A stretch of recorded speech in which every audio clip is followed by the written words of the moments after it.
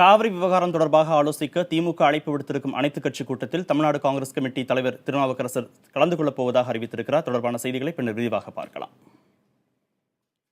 காவிரி விவகாரம் பொது பிரச்சனை என்பதால் திமுக அழைப்பு விடுத்திருக்கும் அனைத்துக் கட்சி கூட்டத்தில் பங்கேற்க விடுதலை சிறுத்தைகளும் அதன் தலைவரும் விரும்புவதாக அக்கட்சியின் பொதுச் செயலாளர் ரவிக்குமார் கூறியிருக்கிறார்.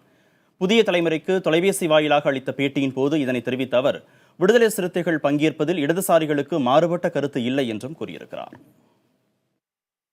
திராவிட முன்னேற்ற கழகத்தின் சார்பில் கூட்டப்பட்ட கூட்டம், அதிலும் இவர்கள் 2 பிரதிநிதிகளும் கலந்து கொண்டார்கள். அந்த கூட்டத்துக்கு மதிமுகவுக்கோ அல்லது விடுதலை சிறுத்தைகளுக்கோ அழைப்பு அனுப்பப்படவில்லை.